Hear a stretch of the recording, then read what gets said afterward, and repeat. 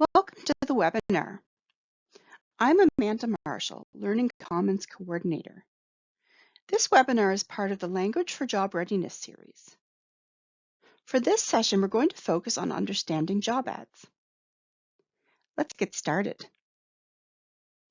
The objectives for our time together are to examine some common language in job ads, review the importance of following instructions, and explore incorporating key information into your application documents, such as your resume and cover letter. Take a minute to think about the questions on the screen. What information do we usually find in job ads?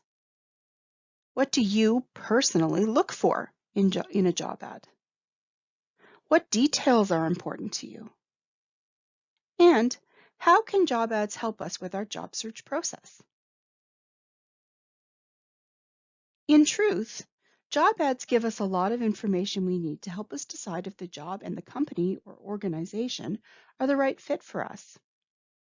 In a job ad, we usually find company information, including the organization's mission and vision statements.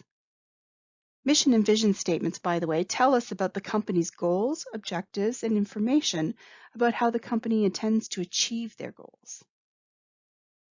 We also find job-specific information, like the responsibilities of the job, who the hiring manager is, the competition number, hours of work, and so forth. The basic qualifications of the job are usually also included. What are the minimum requirements for education, additional training or certifications? For example, some jobs require a grade 12 diploma, some require a college diploma or university degree, etc. There are also preferred qualifications or assets. Sometimes a job ad will say, French language is considered an asset. This means that while it's not a requirement to use and speak French for the job, the company would love it if you did have this skill. There are also often application instructions included. Make sure you follow the instructions. This is very important. For example, if the job ad tells you to merge your cover letter and resume into one document, do it.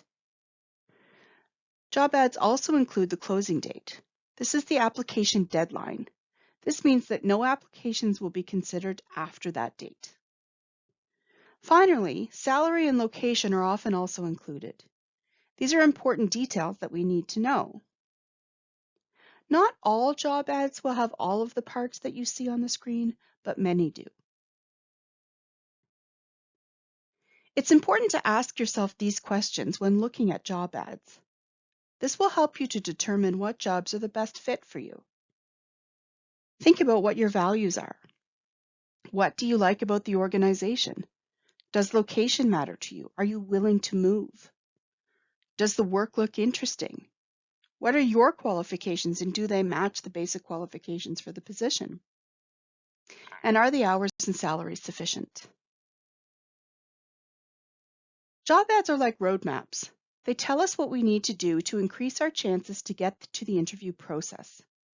Companies include a lot of information about themselves, about what they're looking for, what qualifications are needed, important skills you need to have, and whether or not the environment is individual or team-based. Many also explain their employment equity or diversity and inclusion policies and encourage members of equity-seeking groups to apply. They may also include their website and social media accounts for you to check out. If a company does this, you should definitely look at their information and their online presence. It is always a good idea to research your employer and to make connections to your own application documents. Employers want to see that you've done some research on the company and that you want to work there for a reason or for many reasons. This will often come up in an interview as well. Let's look at an example.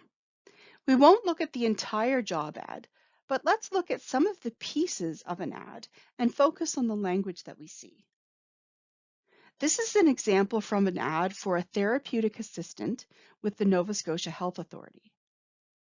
On this slide, we see a number of details that we discussed on previous slides. We can see the rec ID, which is the same as the competition number. In your cover letter, you should include this number so that the hiring committee is sure which job you're applying for. We also see the company, the location, the department, the kind of employment, for example, how many hours there are each week, and we can also see the closing date.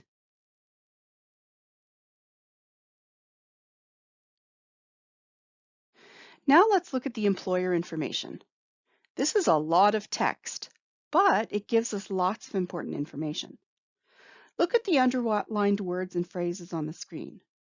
Words like excellence, learning, working together, passionate, high quality, innovators, collaborators, and so on. All of these words tell us what the company values are. It would be a good idea to think about these words and the values and see if they align with your own. Are you passionate? Are you a collaborator? Do you value excellence, learning, and teamwork? Are you a creative thinker? And would you like to work for a large organization?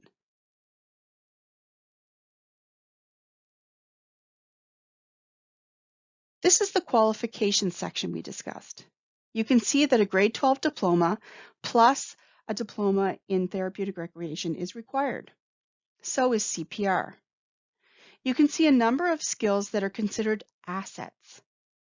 And they also indicate that strong leadership and interpersonal skills are important.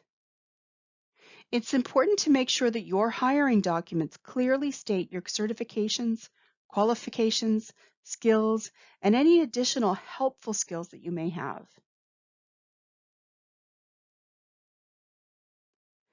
In conclusion, make sure that you follow any instructions about how to apply. Use keywords and language in your application that reflect the job ad and the company. Tailor your application to highlight aspects of the job ad. Include the competition number and job title in your cover letter. And do your research. Are there things about the company that you like? What values align with yours? It's important to know this because it may also come up in an interview question, and it's always a good idea to be prepared. Remember to always be honest in your application documents. Do not say that you have a skill if you don't have it, and make sure you highlight the skills you do have. Thank you for listening to the webinar. On the screen, you will see that there are many available resources for NSCC students. Please take some time to explore them. Visit the NSCC EAL Connect page to view the schedules for upcoming webinars, to book an appointment with an EAL support specialist, and to use the EAL guide for additional resources to help increase your language learning. You can find all of these resources on the Learning Supports Connect page and link on the screen. Remember that Connect is NSCC's intranet, and it will require your NSCCW number and login.